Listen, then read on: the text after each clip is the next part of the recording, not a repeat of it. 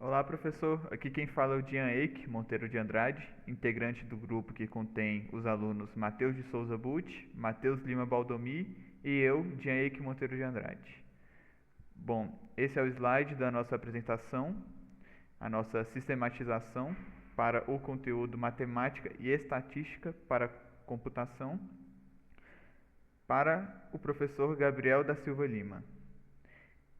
Bom, nós iniciaremos com o que é lógica da programação e a importância dela na programação, que será explicado pelo Matheus Baldomir, Matheus Lima Baldomir. A história da lógica booleana, que vai ser explicado por eu mesmo, Jean Eike Monteiro de Andrade.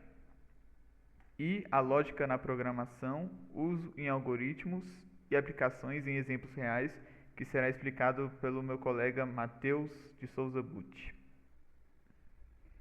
A lógica é um estudo das regras do raciocínio válido.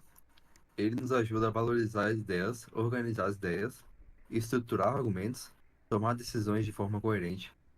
No nosso dia a dia, usamos a lógica o tempo todo, mesmo sem perceber. Ou seja, para resolver um problema, defender um ponto de vista ou planejar alguma atividade.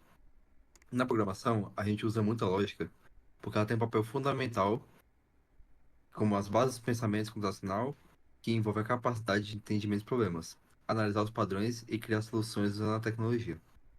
Sem a lógica, a gente nem ia conseguir programar da forma eficiente. Através da lógica, conseguimos desenvolver algoritmos claros e criar sistemas inteligentes e, principalmente, identificar e corrigir erros nos códigos. Quando algo não funciona, a gente, como esperado, é o raciocínio lógico que ajuda a gente a entender alguma solução, para criar um caminho e seguir nesse caminho para que a gente consiga resolver o problema. Por isso que aprender a lógica é essencial para quem quer programar. Ela permite não só escrever códigos melhores, mas também pensar de maneira mais estratégica, analítica e criativa. A lógica booleana surgiu no século XIX, com George Boole, um matemático e filósofo britânico. Bom, ele era um cara que gostava de pensar fora da caixa e acreditava que dava para representar o raciocínio humano com matemática. Em um livro que ele escreveu em 1854, que o livro se chamava An Investigation of the Laws of Thought, que em português significa uma investigação sobre as leis do pensamento. No livro, ele apresentou um sistema onde ideias, proposições e decisões podiam ser representadas de forma matemática, usando dois valores, né, que era verdadeiro e falso ou um e zero. O Boole, ele criou uma espécie de álgebra da lógica onde ele mostrava que dava para combinar essas ideias com operações simples, como o famoso AND, que é o I, né, que quando duas condições precisam ser verdadeiras ao mesmo tempo.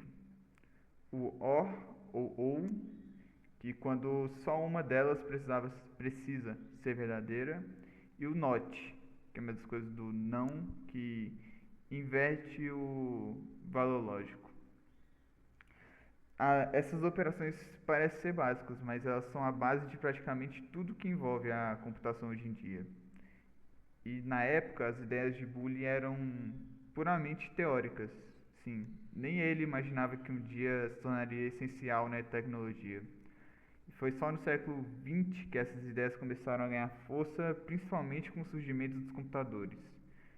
Quando os cientistas começavam a criar circuitos elétricos, eles perceberam que o sistema de Boole funcionava perfeitamente, porque o circuito elétrico também trabalhava com dois estados, que era ligado e desligado, né? Que correspondia exatamente ao que o Boole falava, né? Um e zero da lógica booleana. Bom, isso fez com que a lógica criada por Boole, né, se tornasse a base da computação moderna. E ela é usada até hoje na programação de software, no design de hardware ou no funcionamento de sistemas operacionais. E cada vez que a gente usa um celular ou um computador ou até acessa a internet, tem lógica booleana trabalhando por trás. Agora que já foi apresentado um pouco da lógica e a história dela, eu vou apresentar aqui como que ela é aplicada. Na programação, usamos estruturas chamadas de controle de fluxo, como o if-else e o switch. Elas funcionam como tomada de decisões automáticas. Por exemplo, imagina um aplicativo de música que verifica se o usuário tem conta premium. Se ele tiver, a música vai tocar direto, se não, ele vai para uma outra decisão que vai apresentar, por exemplo, um anúncio. Essas estruturas verificam condições e, com base nisso, decidem o que o programa vai fazer. Esse processo é essencial porque determina e permite que o sistema responda de forma diferente dependendo da situação.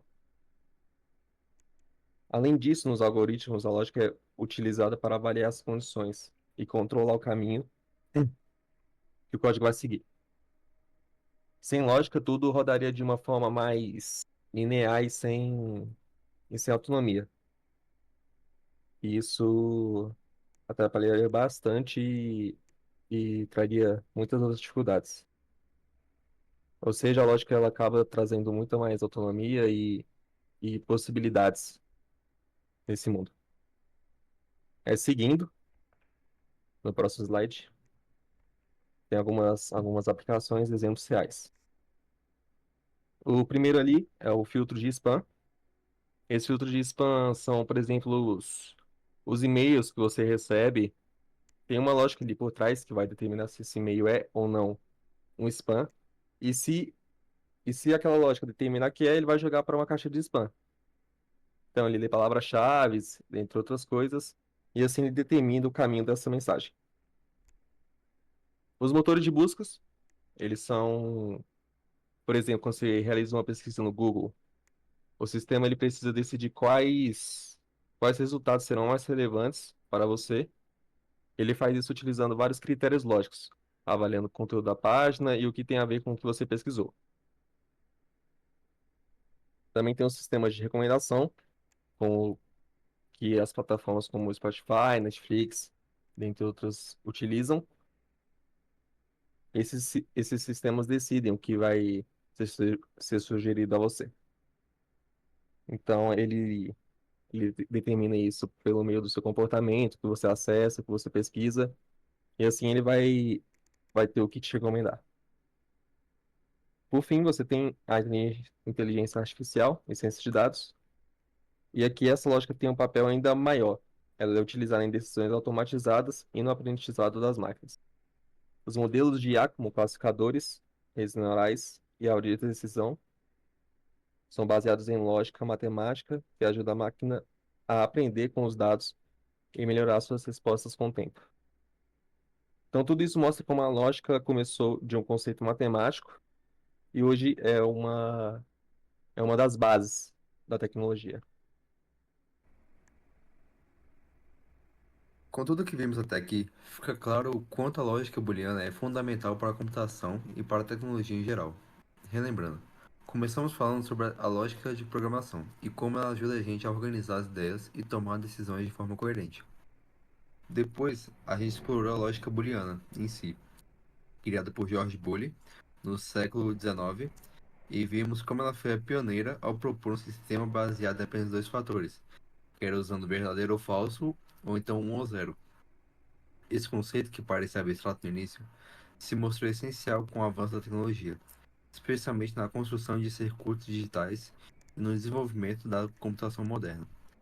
Também falamos sobre como a lógica é usada na prática, desde estruturas de controle em linguagens de programação até sistemas inteligentes e automações.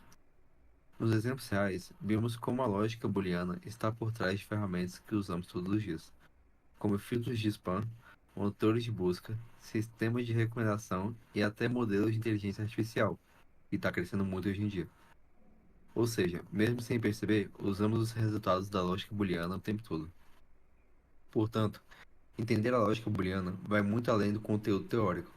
É entender uma parte essencial do funcionamento do mundo digital. Ela é uma ponte entre o raciocínio humano e o comportamento das máquinas, permitindo que o sistema seja construído de forma lógica, precisa e eficiente.